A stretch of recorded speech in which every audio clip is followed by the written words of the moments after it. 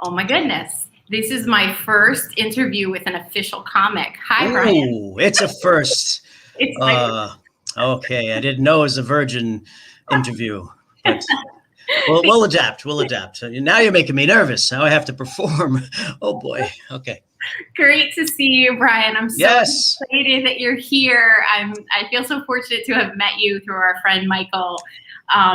Thank you for saying yes to being here on Michelle's Conversations That Matter today. Absolutely, Michelle. Pleasure to be here. It was so fun meeting you and working with you on the No Filter comedy show. Very exciting weekend, but we'll get into that. Yes, yes. So I wanted to have you on for a couple of reasons. I wanted to really talk about the power of humor. I have personally always loved humor to like pull myself out of a funk. And since I'm a really passionate mental health advocate, it just made sense that Absolutely. we talk about, who better to talk about humor with than with someone like you. So I'm really grateful that you're here. So for folks who are joining us, I would love for you to introduce yourself, who you are, where you live, and what you do. Okay, so my name is Bryan Kennedy, as it says below. And I've been doing comedy for probably a good 20 years or so. Studied as an actor and really trained as an actor first. From New York, born and raised, and went down to DC to school and actually studied theater and music. Did a lot of musical theater actually back in the day. And when I came back to New York, I was, auditioning and doing some stage shows, but got a job in a comedy club just as a waiter, have a flexible schedule and everything. And I've always been a fan of comedy, growing, even from old school comedy, Marx Brothers, one of my favorite, comedy teams, just always loved stand up.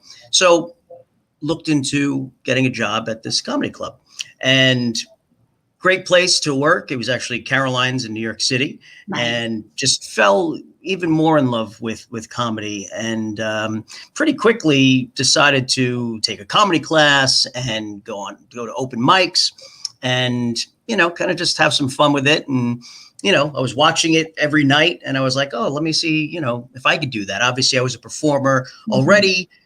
It's very, very different from acting. Obviously, in acting, you're not supposed to acknowledge the audience, the whole fourth wall thing. But, comedy, it's more of a conversation with the audience, Well, one-sided conversation, unless people are drunk and heckling you, and then becomes, But no, sometimes it can be, especially I did a lot of hosting as a comic, and that interaction with people, I just love that, and asking them questions and seeing if there's anything there to, either work into my material or just have fun with the audience. So it was always a conversation, And anyway, going from doing stuff on stage, I actually got into working in the office there as a booker of comedians. Yeah. So now I got into like the producing of comedy shows and booking of comics. And so I kind of saw both sides. I was on stage at night and booking comics during the day. And it was invaluable to me, because it was like being on stage and dealing with comics during the day. I understood where they were coming from now, and I think, it's a very tough business. It takes a lot, you really have to be dedicated. And basically from there, I just, kind of continued, got more into writing. My good buddy, Will Sylvince, who's also on the No Filter comedy show, who actually brought me into the show. He's my writing partner. And we started just writing sketches together, comedy things. And now I've gone on to writing some screenplays. But Will really, we just really clicked. And he liked my writing, and he liked, my ideas and everything. And he brought me in to do this one of the first online podcast or comedy podcast. There was a great comedian named Patrice O'Neill, who I highly recommend everybody seek out and find everything he's ever done, because he's just a genius, and unfortunately gone too soon. He passed when he was really young, about 41, 42. And anyway, he was a comic that I would book and watch at Caroline's, and he was best friends with Will. Will brought me in to do his podcast, which was just the most amazing time I've ever had. And it was just, we were just experimenting and having fun. And, that was kind of my first foray into sketch writing and just working as an ensemble in that kind of format, So anyway, from there, just continued doing stand-up, writing, and which brought me to this show many years later. Michael Doyle, who's our executive producer and the creator of the show, reached out to Will, and I guess I'd been a fan of Will's. And again, I highly recommend everybody to go see Will Savint's hilarious comic. He's mostly in New York, but travels all over. So check him out. And he approached Will saying, "Hey, I'm looking for, people to do this new show I'm doing. I know you're, hilarious, and, you write great sketches and stuff." So Will said, "Sure, I'll do it under one condition, which is to bring me with him, because we're partners. Everything we write, we either try and do together, or if he gets a job on a show, he tries to collaborate with me, and all that kind of stuff." So anyway, Awesome. I don't know, what was the question? Did I answer it? So great. You totally answered it. I love it. I don't know what to say. I love it. No, you're awesome. Who are your greatest influencers? You mentioned the Marx Brothers. Who else? Yeah, I mean, look, I just love the Marx Brothers. They're so witty, they're so crazy and out there, and I think that's what it's all about: is to be uninhibited. I love smart comedy, but I also love silly comedy, and I think they really encompassed all of that. So that's the old school stuff. But getting more into the modern day stand up wise, I would definitely say George Carlin is one of my biggest influences, and as far as comedy goes, I have all of his albums, listened to everything multiple times. Just I think the best comic ever. Again, because he could touch on political and social issues, but then could also do the silly, zany kind of, observational humor. So his versatility and his just commitment to the art of comedy, I think is just one of the tops. Obviously, there's other greats as well. I was a big Bill Hicks fan. I don't know do you know who Bill Hicks was? No. He was a great comic in the 80s and 90s. Again, really had no fear. He would just go after whatever political or social or cultural topic and just, hit it head on. He was in that kind of, Sam Kinison and he, I think, started in Texas together, and, just real, almost like that, just hard hitting kind of comedy. And again, he was just fearless and so smart. But I highly recommend people look for him. I also love Ricky Gervais. He's a big influence of mine, and he's definitely one of those people I look at. He kind of really started, or hit, I should say, a little bit later in life, or in his 40s or whatnot, with The Office, and I just love his stand up. I think he's brilliant, and so awesome. Those are so many. I know. But I think that's the question everyone would want to know, right? Sure. How, what was your greatest influence? So I had to ask that question. But so you said yes when they asked you to be the host of this No FILTR.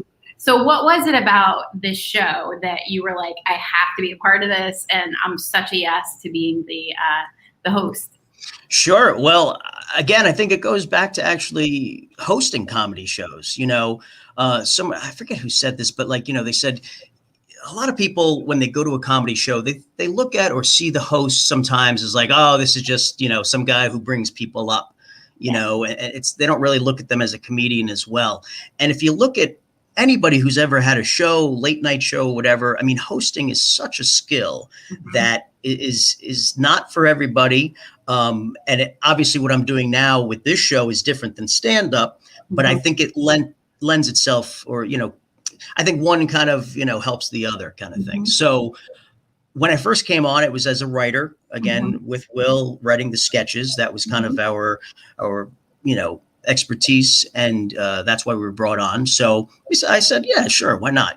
Write some sketches, see how they go. And, again, I really didn't know, other than Will, I knew one other writer, Barry, who was awesome. I know him from the Friars Club, and I was happy to see another familiar face on there. But everybody else, I really didn't know. But quickly, we'd have these Zoom calls, and everybody kind of getting to know each other, and everybody really started to gel, and it started to come together. And by the time they asked me to host, I felt really great about the group, and I felt like, okay, this is a great opportunity. Why not, jump at it and, see what I could do with it.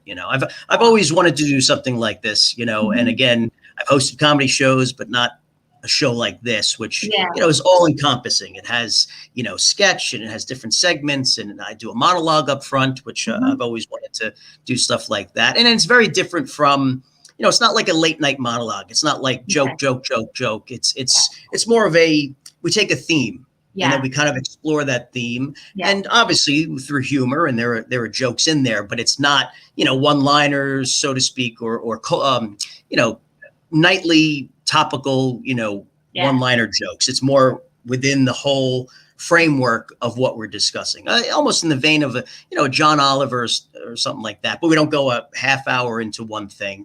Monologue's probably about 6 to 8 minutes, and then go into some sketch and do a little bit of. So when I was on the set, I was so fortunate that Mike was he was looking for people, and Sure. I was so fortunate to actually be there on the set with you guys in Jersey City. I was laughing my butt off. You were so funny. You're just a funny dude. And the thing that really cracks me up about this series is it's very edgy. You guys are going in places that people might be like, whoa. And we're coming out of COVID. There's a lot of stuff going on in the world. So Sure. I think that's what's going to make it a success. But what are your thoughts about this riskiness that you guys are all approaching with the Sure.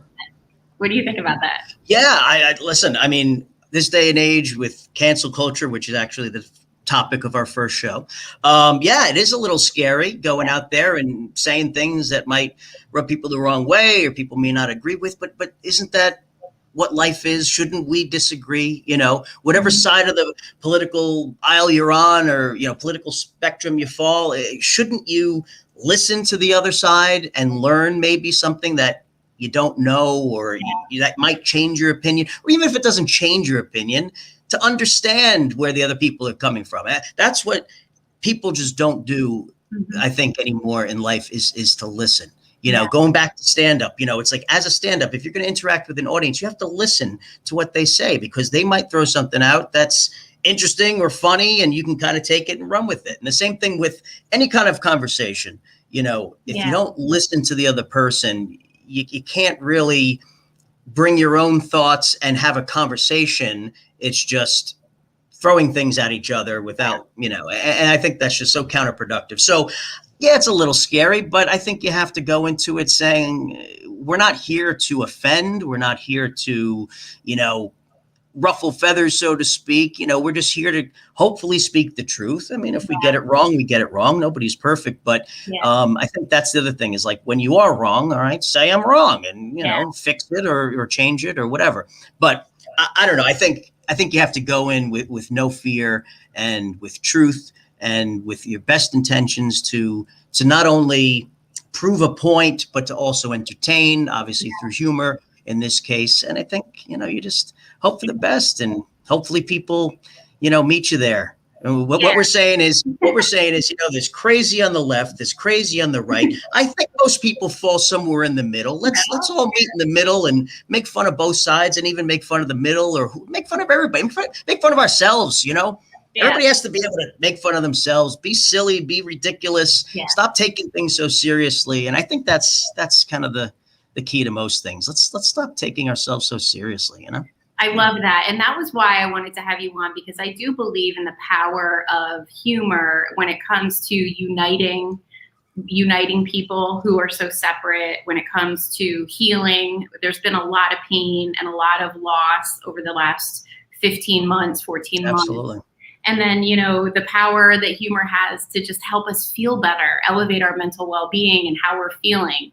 I mean, I can't tell you how many times I've been really down and out, and I just throw on Sebastian Maniscalco and just hilarious. Just escape and just listen to him and just laugh, Absolutely. And look, I mean, there's enough stress in life. There's enough craziness. You turn on the news, it's just depressing, and there's got to be a balance. You turn on the news to be informed. Yes, got to know what's going on in the world, in your neighborhood, whatever, locally, nationally, globally, whatever. But if all you're doing is tuning into that, first of all, if it bleeds, it leads, so it's all about the negative and the destruction and the death and all this other stuff. And it's if you just submerge yourself in that every day, all the time, it's well, you go just crazy. So you have to have balance. So yes, turn on the news, but then turn on something funny, turn on something entertaining, whether it's an escape or whether it's to laugh. It's a very important thing to do, and also, it's interesting because it's like people think, let's say like a comedy club, oh, I have to go out with people and, experience. When I worked at comedy clubs, I've managed comedy clubs, I see the people come in, everybody's there for a different reason. Everybody has something different going on in their lives. Nobody knows, right? You turn on social media, everybody posts happy, fun things or whatever. That's not reality. That's just a snippet of the good parts of our lives, right? Right. But there's so much other stuff going on. So, for example, there was a guy who used to come into the comedy club maybe once a week, maybe once every other week, whatever it was, by himself. And I used to say to myself, wow, I wonder why he's coming by himself or whatever. But let me tell you, this guy always had a smile on his face when he walked in, was always the biggest laugher in the room. This was his escape. And I highly recommend, go to a movie yourself, go to a comedy club yourself. Yeah. When you're there, the people in the room, those 200, whatever number of people in the room are your friends. You're all laughing together. And that's the beauty of being around other people laughing. It's contagious and it's actually good for you. I highly recommend people just like Googling, like, laughter is the best medicine. And I'm serious. There's like statistics. There've been studies done on this, how important it is, especially for our mental health. Yeah. I mean, how could you be angry or depressed when you're laughing? It's they don't go, hand in hand. It's definitely a great escape for any of our, whether things are going well, it's just fun. If things aren't going well, it's a little escape from that. So I think it's a great thing for everybody. I love it. And you mentioned the first episode of No Filter is cancel culture. And so like, I'm not obviously we're not going to divulge what exactly goes down, but it was historical. What are some of the other, can you share any of the other episode topics? Yeah, absolutely. So we filmed the first 3 so far. The second episode is entitled Aliens, which we delve into the aliens from outer space, which has been very topical these days. That report just came out about all these UFOs and what they may be. And of course, there was nothing in the report. I don't know what people were expecting, but nothing's confirmed, no aliens yet. So that's that one thing. That's one part. And then the as some people may call illegal aliens at the border, which I know is that's a little controversial, but obviously that's a term that has been used, and see some people are trying to get away from it. But anyway, both aliens and how people react to them and how they view them, and there's different sides to everything, and we try and explore a little bit of both. So that'll be fun. And then our third episode is all about award shows, which everybody either loves or hates, or, as I say in the show, used to love and now they hate, and there's so many award shows, and it's just, we probably focus more on the Academy Awards than anything else. That's probably the biggest, but, the things we talk about pertain to all of them. And, everybody likes award shows, but they're kind of getting a little ridiculous and, a little to this, that, but we talk about it in the show. I don't want to give too much away, but it's a lot of fun. I had a great time with that one. Yeah. So great. So great. Yeah. What's your hope for the series?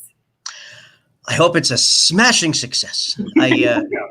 Listen, I just hope people tune in. I hope people, share it and, really spread the word. Hopefully some of the shows or clips go viral, and, we really get a lot of people watching, being entertained, and being informed maybe, or just looking at things from different points of view. That's the first and foremost. So I hope people tune in for and start conversations, what I mean? That's first and foremost. And obviously from there, you want it to just continue, and to continue in a big way, whether that's viewership, advertisers, sponsors.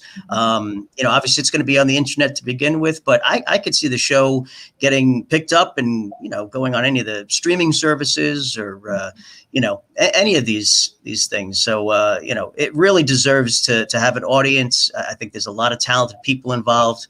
I'm having a blast with it, and I just hope it's seen and shared as much as possible. How is it being released? I don't know that I know that. Yeah, so it'll be on our website. It'll be on YouTube, Okay. all the social channels. So yeah, the biggest way possible on the internet. Mhm. So the biggest thing to follow is at No Filter Comedy. All of the social handles. It's at No Filter. That's FILTR comedy. So, follow all of those, and we'll keep you posted and informed when each episode comes out. We have some fun promos coming out, and yeah, so it'll be all over. This is exciting stuff. I mean, Absolutely. I loved getting to be with you guys that day that we were taping in Jersey City. It was so much fun, and it was such an awesome, diverse group of people coming Yes. together, laughing together all day, having fun, supporting one another. It was really a cool experience and a good vibe that was there, like organically. Definitely. That was the coolest part. And then you were just hysterical. Thank you. So you're there as the host of the show, and you're also guiding us in terms of like what to do, how to be, how to show up, what to say. It was awesome. Thank you. Well, yeah, that was a fun thing that I wasn't expecting. Also, when I got involved, was actually directing some of the some of the segments, the sketches, I should say. We have a great cinematographer and director, Rob Weber, who's great with all the technical stuff. I don't know about the cameras and lighting and everything like that. That was his expertise. But I was there because I had written the sketches, with the other writers, so I knew what we were looking for. Like I said, Will was there for part of the time and helped with the first sketch. You saw the cancel culture sketch, right? Oh my goodness, yeah. Yeah.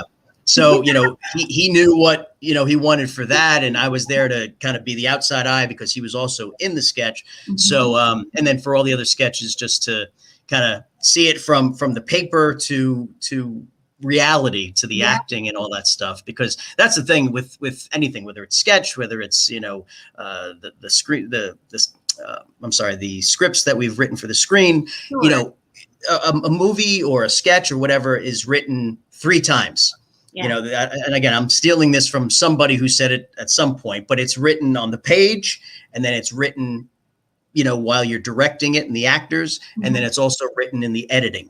So from each, there was stuff that happened that wasn't written on the page. And in the moment we had to call an audible and say, oh, you know what, say this instead, or say this that way, or whatever it is. And so that changes as you're actually filming it. And then now with the editing as well, we film things from many different angles, but now the editor and, whoever else is involved has to choose, all right, this is a better angle than that one, and this is that. So there's so much involved. And it's interesting when I think about comedy. And one of the things that I was interested in about comedy was that you are the writer, the performer, the director, all wrapped up into one, Right. and it's all on you, which is both scary, but exhilarating as well, especially when it goes well. When people aren't laughing, it's horrible. But when they laugh, it's the greatest feeling in the world. But coming from the theater world, where it was more collaborative, that was kind of missing in the comedy. Right. But this is kind of bringing me back to that. So it's almost like kind of coming full circle, or kind of melding together 2 things that I love to do, which was the theater and stand up, into this, which has been, again, like you were saying, very collaborative. You had all different groups of people, and it's just a blast. And a lot of these people, like, we never met before that day. A lot of the people, I didn't even meet Michael in person before that day. That's awesome. We were on, I don't know how many Zoom calls. So I felt like I, obviously knew him from that, but it's different when you meet people in person. So I think for people coming together live for the first time, it was quite an experience, and a lot of work to put 3 shows together in 2 days. So I have to tell you, I was really, it was an exhausting day because of how many different takes had to happen. Sure. And these skits are they're not going to be, when they're all edited, they're not going to be very long.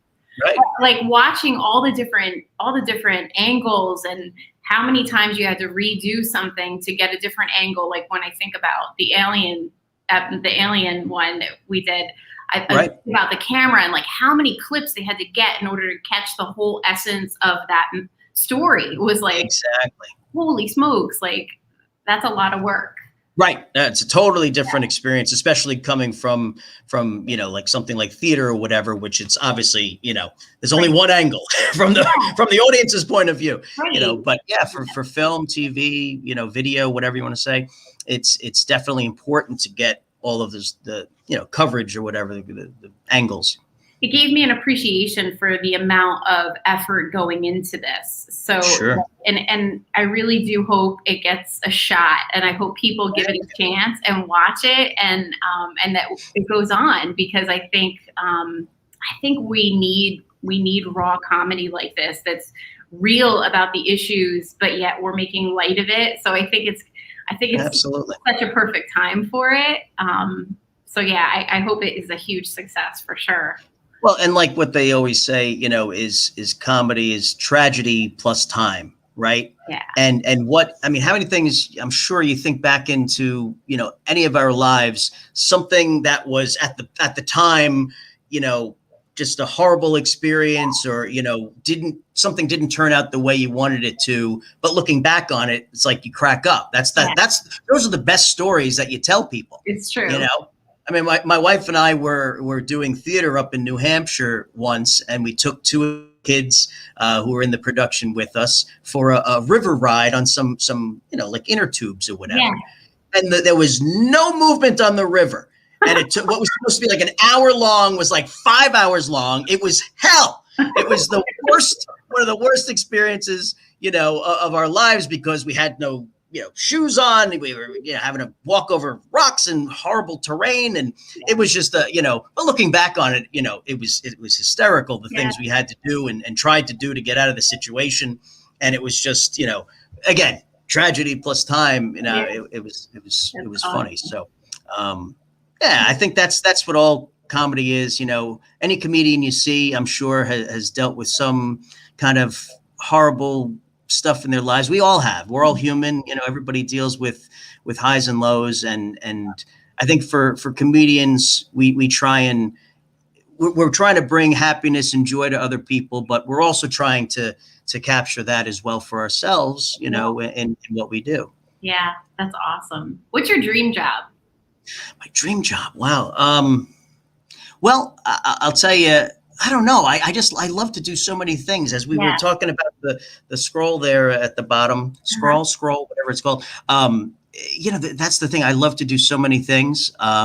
Something else I'm working on with my writing partner right now, Will Sylvince, is a screenplay that we are going to be filming very shortly. It's a boxing drama, which is interesting. We both come from the comedy world, but we're doing a drama as our first film. Wow. And I mean, listen, I think that there's, again, the comedy and tragedy mask, right? Everybody knows that. There's a reason for that, because everything in life is about balance, right? Without the comedy, or without the tragedy, you don't have the comedy, and vice versa.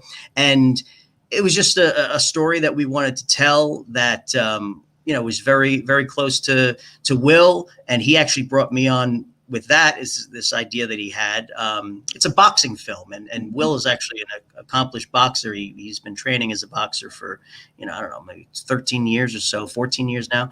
And he's so good, he could be fight for real, in professional fights. But he had this idea for a story, and he came to me with it, and I said, we write comedy sketches. What are you doing? What are we doing?